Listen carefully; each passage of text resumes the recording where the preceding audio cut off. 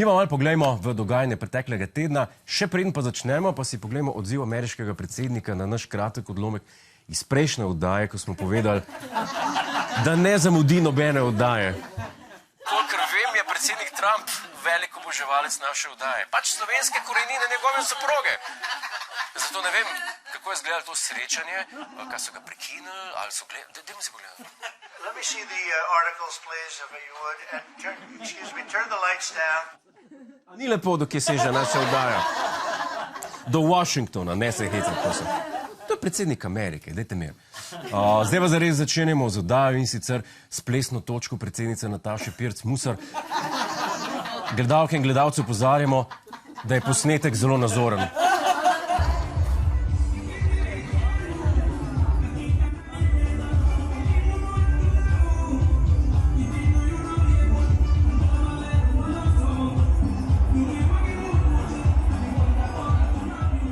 Temu se reče kvalitetni mednarodni odnosi.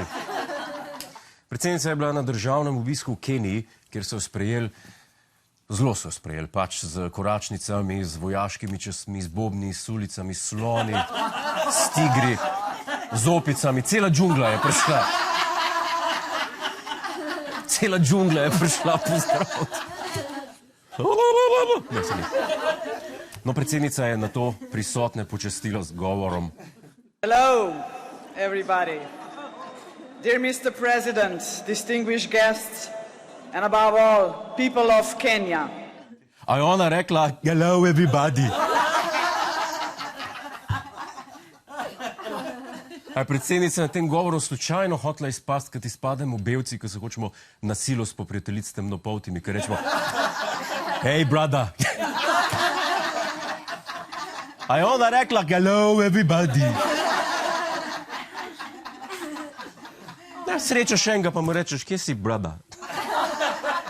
Ker me je tako deloval. Kakorkoli ženin obisk Afrike, sem prepričan, da bo Slovenijo popeljal v boljšo prihodnost. A ne bilo najbolj, če bi se priključil Keniji. Da bi bili ena taka eksklava, ker Evropa nam ne gre najbolj. To so dejstva. Če že ne zaradi drugega, zaradi takih stvari, kot je tale. V Velenju naj bi v podjetju, ki izvaja tehnične preglede vozil, moški albanskega rodu zaposlenemu grozil s pištolo, ki mu naj bi jo prislonil na čelo. In to potem, ko je njegov sin prejšnji dan z luksuznim vozilom na tehničnem pregledu po domače padel. A veste, kako se je ta avto oglašal? Ratatatatata.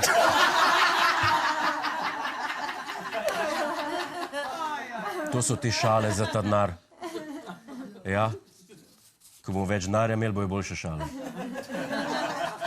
Zdaj pa se dajmo zresniti in potegniti snovi največ za ta denar. Avto mladeniča na tehničnem ni šel čez, naslednji dan je na tehničnem prišel njegov oče in zagrozil s pištolo.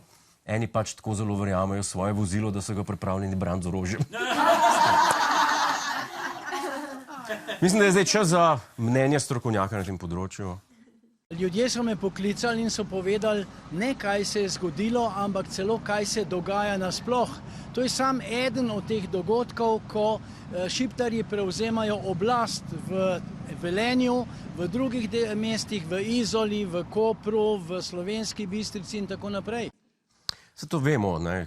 Koper je že ne vem koliko let, Koperza, a ni? Nazadnje sem se pelal z županom Aljoš Beržani. V Izolaji, kot veste, je najbolj sladoled. V Sloven Bistriki pa sploh ne vem, če še kakšen Slovenc. In kaj pravijo še edini preživeli Slovenci v Velenju? Se v Velenju počutite varni? Ne najbolj. Kaj vas je tisto, kar vas najbolj skrbi? Preveč tujcev.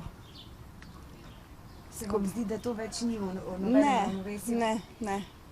Preveč je drugega jezika. Ne veš, kaj govorijo, čemu se pogovarjajo. Ves povem, o čem se pogovarjajo. O avtomobilih pa o pištolah. Mogoče tu pa tam v stračateli pa vanili, ne vem. Vse je mogoče.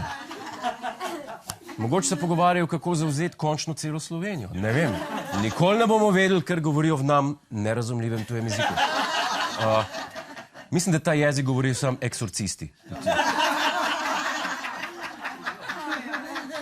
Dajmo še eno zaključno misel našega strokovnjaka za pogrom Slovenije.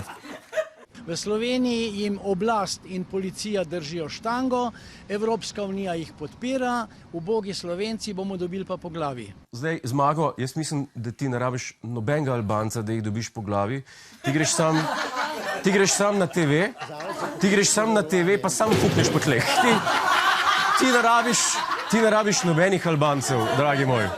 Ti ne rabiš nobenih Albancev.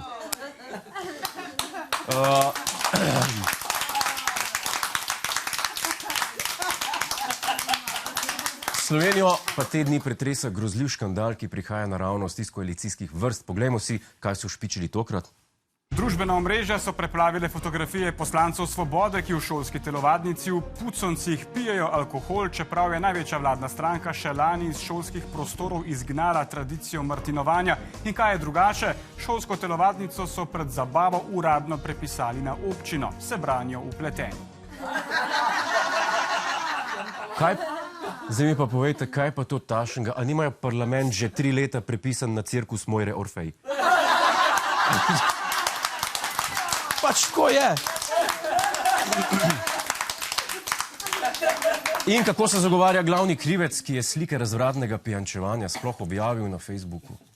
Ne zanikam, bil sem na otvoritvi vrtca v Puconcih, po otvoritvi pa je bilo v zeleni dvorani, tam, kjer je možnost tudi pogostitve izvajati, možno nazdraviti, mi smo tam nazdravili, nimam kaj zanikati. Tudi ne zanikam, da sem kot poslanec bil za to, da se razrahlja zakon o rabi alkohola, ker prihajam iz manjših krajev in se zavedam, da v določenih okoljih so samo športne dvorane, telovadnice tiste, ki so na voljo za to, da lahko ljudje izvedejo kakšne prireditve. Ja, on ne zanika, pa posipa se s pepelom, da je bil tak bimbo, da je sliko objavil.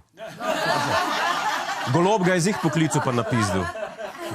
Ma kaj si mogel to objaviti? Ti bedak. On je iz majhnih krajev, kaj čemo. Rešitev pa je jasna, če jo zanima. Če jo spopade, ne vem, da bi naredili eno veselico, ne vem, v vrtcu, pejte na občino, spremenite namembnost prostorov v večnamenski prostor. In vse bo okej, bo rešeno. To se tu lahko počne. Ta teden je minilo 3 leta od nastopa 15. slovenske vlade pod dirigentsko taktirko Roberta Goloba. Informativni program Planet TV je na ulicah poizvedoval, kako so državljanke in državljani zadovoljni z orkestrom. 3 leta od vlade Roberta Goloba, a je veliko naredil v tem času za našo državo? Ne. Česa ni naredil? Vse tisto, kar je obljubil. Zelo veliko slabega je naredil. Kaj točno pa? Saj vidite, standard je padel, skratka, počne nemogoče stvari. Aroganten je, vzvišen. Edino pozitivno je naredil, da napotenca vela nekaj časa. Drugega pa nič ni. To je res. To je res. Smo videli v prejšnji vdaji. 11 let velja napotenca.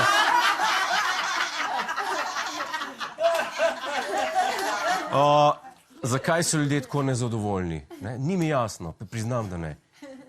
Če vlada dela dobro, kdo ima zdaj tle prav? Vlada dela dobro, ljudje so nezadovoljni. Kaj mora vlada začeti delati slabo, da bi ljudje zadovoljni? Reforme so vse speljane. Ne vem točen kjere, ampak so. Davki so šli dol.